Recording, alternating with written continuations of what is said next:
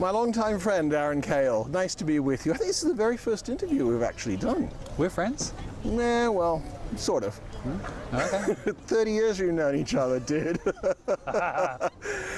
Dan, I know it's been a while now, but the transition going from player to coach, etc., was that an easy transition?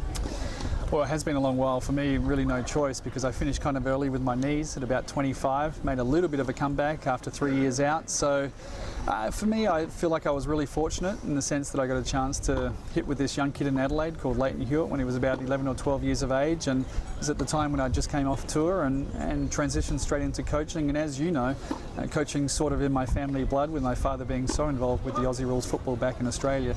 And again, I got very lucky to have a pretty unique and special kid at that young age, and got to see him transition all the way through to 21 years of age and make it to the top of the game. So kind of fell into it, but I feel like coaching is in my blood and I would have done it anyway. Yeah, and then there was the transition to Andre Agassi and the association you built up. But being a coach now and working on television as well, you're one of the best known voices on international tennis broadcasts. What do you prefer? Do you prefer the coaching aspect or the broadcast aspect? No, the coaching is the next best thing to playing. I think that the satisfaction and enjoyment you get out of seeing the players improve and seeing them put into practice what you've been working on those many hours on a practice court, and seeing that come to fruition in a match and possibly winning a big match, and the enjoyment the players get out of that, the excitement you have sitting in the coach's box, the adrenaline, the goosebumps you get in the big moments. It is the next best thing to playing. So I really enjoy the coaching, and I sort of have the best of both worlds at the moment. Obviously I really enjoy my commentary job with ESPN, but the chance to work for Adidas and to work with a whole variety of players, not just male players but also a lot of female players, to me it's really diverse. I've learned a lot. I've learned a lot about the game and about individuals, and I feel like I'm a better coach for it. Do you think it gives you a different perspective on the coaching aspect with you doing the commentary?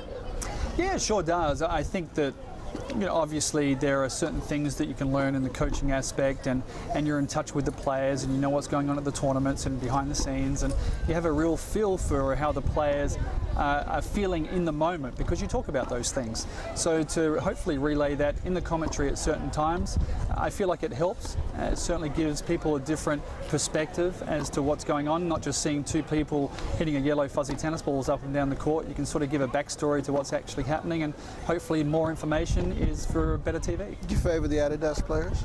No, I hope not. Listen, that's something that comes up all the time, and the whole time I always say that nothing I say in TV would be anything that I wouldn't say to the players directly. And I feel Which is so important, really, because you're not going behind their backs and saying something. For me, I feel like for the Adidas players, they deserve the wins they get if they put in the hard work. So once you're in the commentary job, if they're good enough to win a match, God bless them, well done, they worked hard for it. And if they haven't worked hard for it, obviously they don't deserve it. So I feel like from a commentary perspective, I certainly try not to. Obviously there's always that perception that maybe there might be a conflict, but a conflict is only a conflict if you make it one. Right. And I try not to make it a conflict, and hopefully people see that. All right, I'm going to ask you to put 3 hats on, but make them in one hat. Yeah. As a player, as a coach, as a commentator. Let's look ahead to Wimbledon. Sure. We don't know what the draw is yet. Sure. Is it the usual suspects? For the men, I think the 2 best players, and forgetting the rankings at the moment, the two best players in the world are Novak and Rafa. They've been outstanding this year, and Nadal, to do what he's done since coming back in February, has been simply outstanding, and I've never seen it before. A guy being out of the game for 7 months and to come back and dominate the game like he has, you take your hat off to him. He's simply an amazing athlete.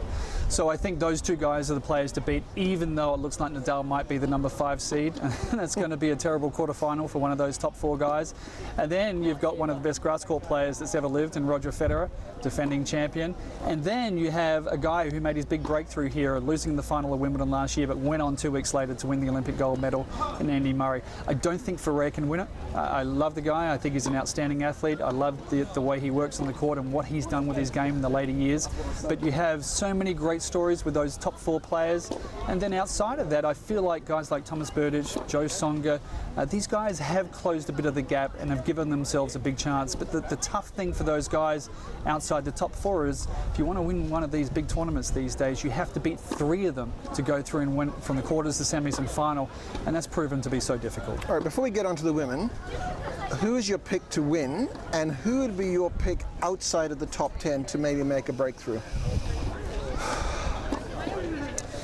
Look, I think my pick to win, that's why I feel like it's so difficult to actually pick this year's Wimbledon, because it's the first time I think in 8 or 9 years that we've come into Wimbledon, and Federer hasn't been the outstanding favourite on grass, and he's not this year. I still think that if he plays his best tennis, he can win it.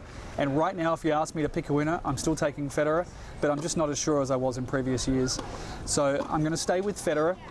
And outside the top 10, it's tough to see a guy causing that many problems to a lot of the top guys to make at least a semi-final. You know, for me, I would take a guy like Hewitt. I feel like Leighton is the type of guy that if he gets the right type of draw and gets a little bit of help with the draw, he's the type of guy that can cause a lot of these top guys trouble, because his best surface is grass. The points are a lot shorter. He's going to be aggressive on grass, and he's had great success there before. So he would be my guy to cause 1 or 2 upsets. I don't think he can obviously go all the way, but he would be very dangerous to those guys in the top 10. That's the end of part 1. Were you happy with part 1? I was happy with part 1. With part 1? I was fine with part 1. Just check.